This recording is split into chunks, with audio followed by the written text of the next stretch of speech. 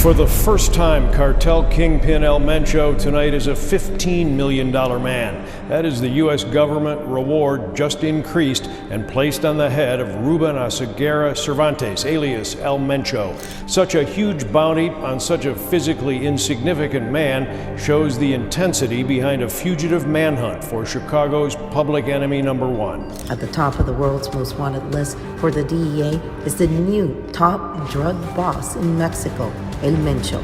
According to the DEA, Nemesio Segura Cervantes is the head of the cartel Jalisco Nueva Generación. The name El Mencho strikes fear in the hearts of many.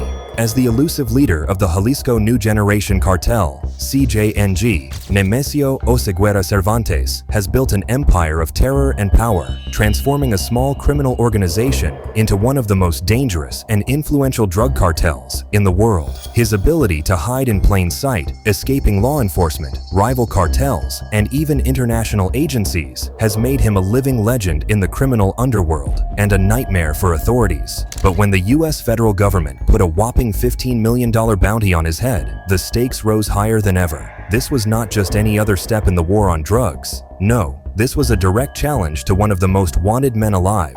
This is Donald Trump saying, "I'm coming for you." Now, the question isn't just whether El Mencho can be captured. The US won't stop until that happens. No, the more urgent question is how he would react to such a direct and intense pursuit. What would he do next? A little-known Mexican drug lord named El Mencho was to be considered the city's most wanted fugitive and public enemy number one, on a par with the most feared Chicago enemy from an earlier century, Al Capone. Somewhere deep in Mexico's remote wilderness, the world's most dangerous and wanted drug lord is hiding, and the US is desperate to find him. So desperate, in fact, that they've now put a $15 million bounty on his head. For the first time, cartel kingpin El Mencho tonight is a $15 million man. That is the U.S. government reward just increased and placed on the head of Ruben Oseguera Cervantes, alias El Mencho. That's a lot of money to put on one man's head. But if you knew a quarter of the atrocities this one man has committed across the world, you might not be able to enjoy your night's rest. Such a huge bounty on such a physically insignificant man shows the intensity behind a fugitive manhunt for Chicago's public enemy number one. That man is Ruben Oseguera Cervantes, better known by the name that sends shivers down the spines of many, El Mencho. He is also known as Chicago's most wanted fugitive. But how did he earn his reputation? What did he do to deserve a $15 million bounty? A little-known Mexican drug lord named El Mencho was to be considered the city's most wanted fugitive and public enemy number one, on a par with the most feared Chicago enemy from an earlier century, Al Capone. On a hot, humid night in August 2016, two wealthy Mexican brothers went out to party in La Leche, an upscale restaurant in Puerto Vallarta, known for its all-white, minimalist design. 29-year-old Jesus Alfredo and 35-year-old Ivan Archivaldo Guzman partied deep into the night, celebrating Ivan's 36th birthday. 6 men and 9 women joined them there, young, rich, and well-dressed people, driving Range Rovers and Escalades. It was clear they came from wealth. They sat at a long candlelit table in the center of the all-white room, ordered champagne, and sang happy birthday to Ivan. 3 hours later, they were wrapping up their night when, shortly after midnight, a half-dozen men with assault rifles burst in and surrounded them. One armed man forced Ivan to his knees and then kicked him hard in the ribs. A firearm was pointed at Jesus Alfredo as he watched his brother be beaten. The brothers and the other men were then hustled out to 2 waiting SUVs and driven off into the night, while the women were left unharmed. The whole operation took less than 2 minutes. The restaurant's owner would later describe it as violent but very clean, and without a single shot being fired, a long and brutal war was set in motion. Oh, I should have mentioned, the 2 young men partying it up like there was no tomorrow were El Chapo's sons. Yeah, there was a reason their surnames sounded familiar. In under 2 minutes, the 2 youngest sons of notorious Sinaloa cartel boss Joaquin Guzman, aka El Chapo, had been kidnapped. Chapo's sons had made the mistake of partying on the turf of Sinaloa's newest and most dangerous rival, an upstart cartel boss named Ruben Oseguera Cervantes, alias El Mencho. That was how El Mencho introduced himself to El Chapo. He's a very powerful trafficker in Mexico, and he has sells all over the world. El Mencho got his start in the criminal underbelly of Mexico as a Jalisco state policeman, but as you guessed it, he wasn't a clean policeman. He got caught sneaking narcotics into the US and ended up serving 3 years in a US prison. But then, he got out and he didn't even try to pretend to be an upstanding member of society anymore. No, the hood fell all the way off and the monster came out to play. At the top of the world's most wanted list for the DEA is the new top drug boss in Mexico, El Mencho. According to the DEA, Nemesio Segura Cervantes is the head of the cartel Jalisco Nueva Generación. In no time really, seeing as he was already involved in the Mexican drug business, he quickly built what many experts began to call Mexico's fastest growing, deadliest, and, according to some, richest drug cartel, the Cartel Jalisco Nueva Generación, or CJNG. Cartel de Jalisco Nueva Generación, CJNG, is the single criminal organization most responsible for these deaths on both sides of the border. The Jalisco New Generation Cartel took the fight to the next level. Although he's basically unknown in the US, Mencho has been indicted in a DC federal court on charges of drug trafficking, corruption and murder, and by 2017, already had a $5 million bounty on his head. If you want to follow the rise of El Mencho's brutal reign, follow the bounty, because the bounty steadily rose from $0 to a few thousand, to $1 million to $5 million to 10, and now to $15 million.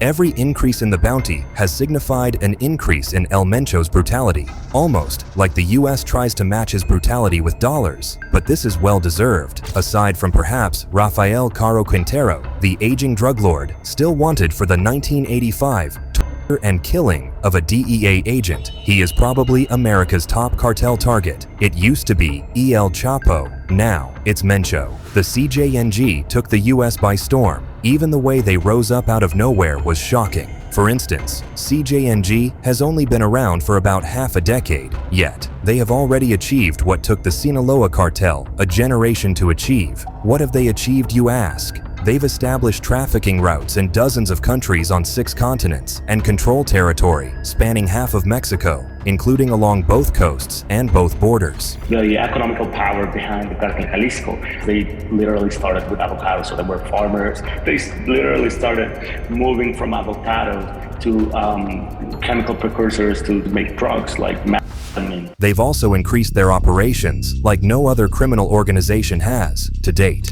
And the way they've done that alone is proof that El Mencho is a cunning and calculating criminal. So how was he able to build this massive empire without getting caught? He had the perfect formula, really. Avoid the US at all costs. Most cartels focus on the US as their primary target market, and that's what gets them in the crosshairs of the United States government. You see, El Mencho knew enough to know he needed to stay off the US's radar, so he turned his eyes elsewhere, Europe and Asia, by specializing in methamphetamine, which has higher profit margins, and focusing on lucrative foreign markets in Europe and Asia. CJNG has been able to maintain a low profile in the US while building up a massive war chest, which some experts estimate is worth $20 billion from their Europe and Asia market.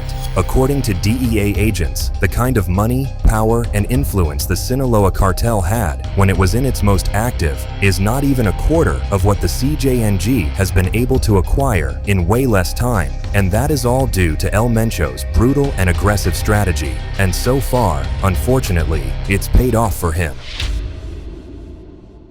They have a very intelligent strategy, which is basically branding themselves and looking like paramilitary power. They do have their full letters, right? The CJNG on their vests. They dressed as properly military. They also have these high caliber guns. They have what they call those monstros, which are really basically what man-made tanks, you know? So their firepower is incredible. El Mencho focused on South America to get his precursors in from Asia. He invested heavily in submarines, which he used to bring in the narcotics from South America. He even hired Russian naval engineers to help design the subs. And when it was time to sell off his loot, he avoided the American gaze by focusing on overseas markets in Australia, where he was making much more money anyway. His next strategy was his narcotic of choice to sell. You see, unlike other narcotics, his narcotic of choice didn't require large plots of land or good weather to be made. It just needed isolated areas for the labs. Guadalajara also had a thriving pharmaceutical industry, with young chemists who knew how to mix things together. And then there were the Pacific ports, which allowed CJNG to smuggle in vast quantities of precursor chemicals, the raw materials used to make it, from India and China, and smuggle out the finished product using the same route. Now here's the thing. Other than brutality and strategy, El Mencho also had the advantage of time when he was building his empire. Before most people even knew about amphetamine, the CJNG were into it. That allowed them to corner the market pretty quick.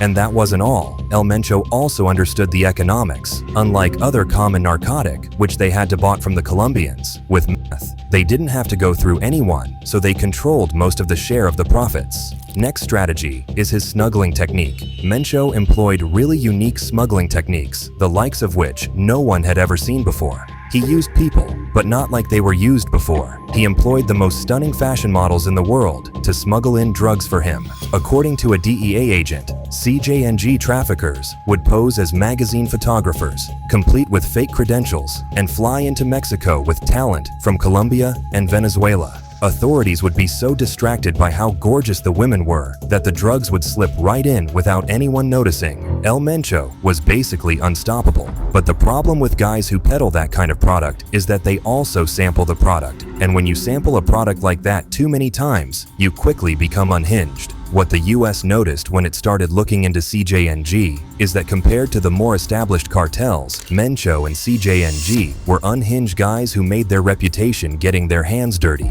They didn't have to wine and dine suppliers from South America or fly there for international negotiations. They quickly noticed the CJNG was not a sophisticated organization, but rather, it was very rough.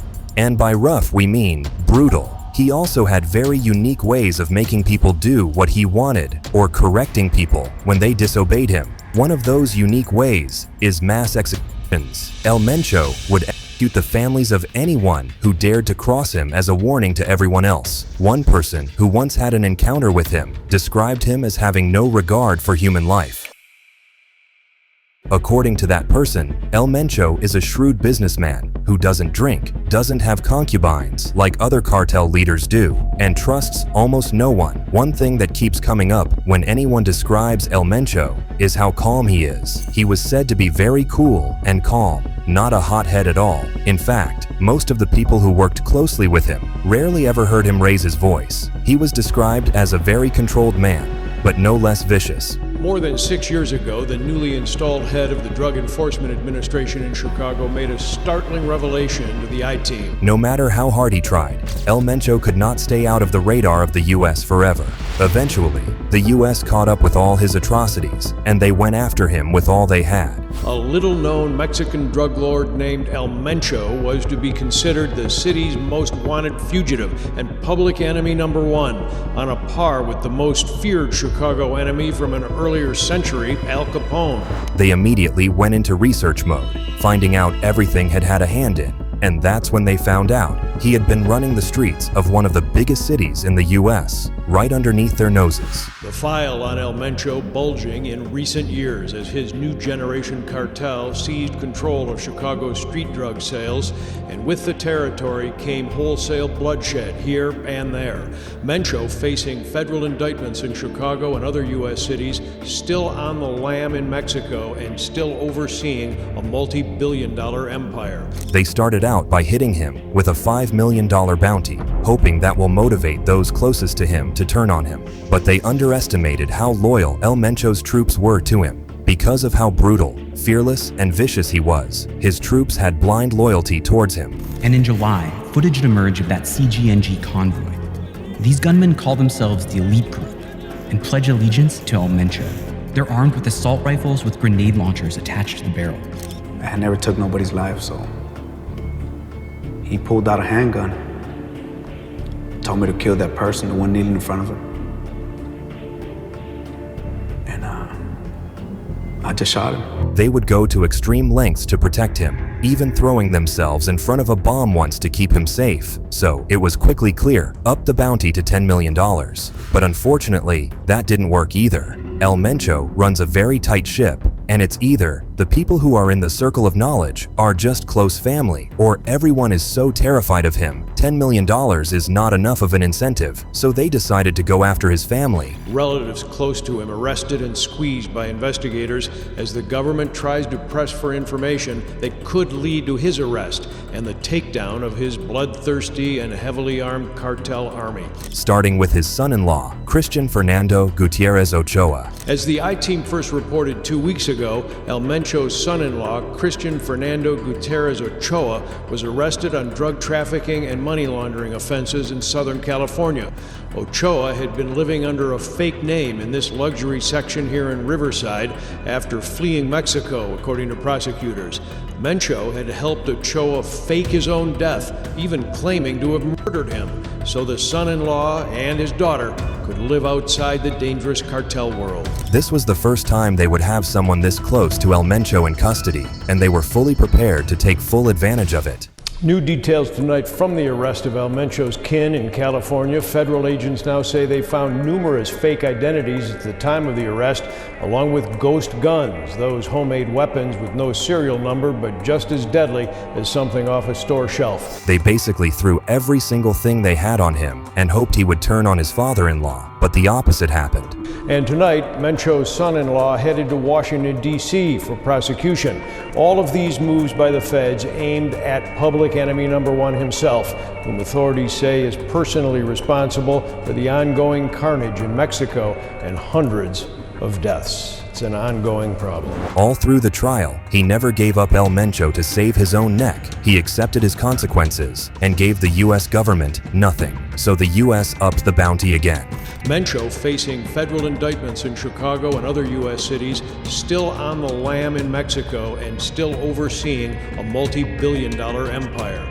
Tonight, this symbol of his global drug conglomerate, the $10 million reward for El Mencho's arrest, has just been increased to $15 million. The hike in America's bounty for El Mencho comes as his family starts to unravel. The U.S. is hoping that with the increase to $15 million, the people who are in the inner circle, who know his movements and decisions and hiding spots, would be motivated to give him up, and it might just work.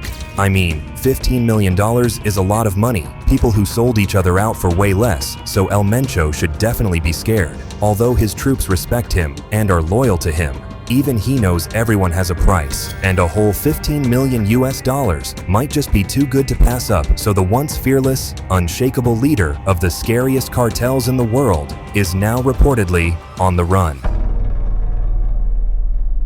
What do you think? Share your thoughts in the comments below. Thank you for joining us today as we explored how El Mencho reacted to feds putting a $15 million bounty on his head. If you found this video insightful, don't forget to like, subscribe, and hit that notification bell for more captivating stories. Until next time, stay safe, and in the meantime, if you're looking for something similar, check out this video.